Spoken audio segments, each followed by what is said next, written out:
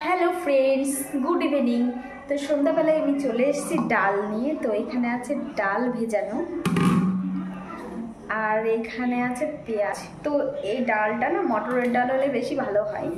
তো এটা মুসুরির ডাল, মানে ঘরে মুসুরির ডাল ছিল। মুসুর ডালই টেস্ট হয়, কিন্তু মুসুরির ডাল থেকে মটর ডাল একটু বেশি হয়।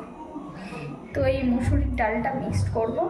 মুসুরির ডালের সাথে লঙ্কা দেবো দুটো, আর হচ্ছে পেঁয়াজটা ঝুরি ঝুরি করে কেটে নিয়েছি। বোঝা যাচ্ছে না হয়তো, মানে লেগে আছে, যখন মাখাবো তখন একটু খুলবে আর কি। তো লঙ্কাটা ডালের সাথে মিক্সচার করে নেবো। দেখো আমি কী করে বানাই।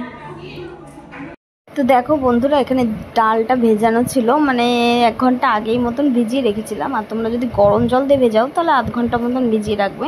আর যেহেতু ঠান্ডা জল দিয়ে ভিজিয়েছিলাম, তো 1 ঘন্টা রেখেছিলাম, নাহলে ডালগুলো না খুব একটা ভেজে না, মিক্সচার করলে একটু শক্ত শক্ত দানা দানা থাকে। তো দেখো ডালটা পুরো ভিজে গেছে। এটা হচ্ছে মসুরির ডাল।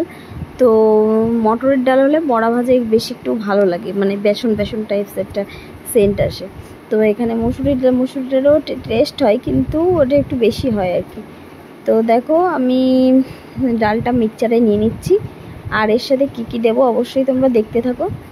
আমি অনেক কিছু দিতে আজকে, কিছু এর মধ্যে গরম মশলা একটু আর গোলমরিচের গুঁড়ো দিলে বেশ ভালোই লাগে। তো আজকে কিছুই ছিল না, ওই জন্য আর কিছু দিইনি। এর মধ্যে রসুন দিলেও ভালো লাগে, তো আমি ভাবলাম রসুন আজকে থাক, পেঁয়াজ দিচ্ছি যখন আর রসুন দেবো না। তো পেঁয়াজ দিয়েই বড়াটা ভাজবো। পেঁয়াজি একটা ভাব আসে, মানে পেঁয়াজ দিলে একটু টেস্টটা বেশি হয়। মানে রসুন পেঁয়াজ না থাকলে রসুন দিলেও খুব সুন্দর টেস্ট হয়। তো আমি 2-3 কোয়া রসুনও দিয়ে দিই এর মধ্যে। আর আজকে আর দেবো না, আজকে হচ্ছে সাদামাটাই করব। আর এখানে দেখো লবণ হলুদ দিয়ে দিচ্ছি, এর মধ্যে গোলমরিচের গুঁড়ো গরম মশলা দিতে পারো তোমরা থাকলে। আমাদের গরম মশলাটা একটু ছিল, আর একটু গরম মশলা ছিল কি, কালকের দিনটা হবে। তো কালকে ভাবছিলাম যদি না আনে, তো কালকে মাটন আনার কথা আছে, যদি না আনে তখন গরম মশলাটা লাগবে। আর এখানে হচ্ছে গোলমরিচের গুঁড়ো দিলে আরও টেস্টি হয়, খুব টেস্টি হয় গোলমরিচের গুঁড়ো দিয়ে, তোমরা খেয়ে দেখবা।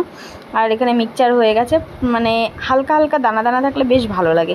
পুরো মিক্সড হয়ে গেলে ভালো লাগবে না, হালকা একটু দানা দানা থাকলে বেশ টেস্ট লাগে, মুখে পড়ে ভালো লাগে, আমার তো ভালো লাগে। তো এখানে দেখো পুরো পেস্ট করে নিয়েছি। আর এই পেস্টটা আবার পেঁয়াজের মধ্যে দিয়ে পেঁয়াজটা এর সাথে মাখাতে হবে আর কি।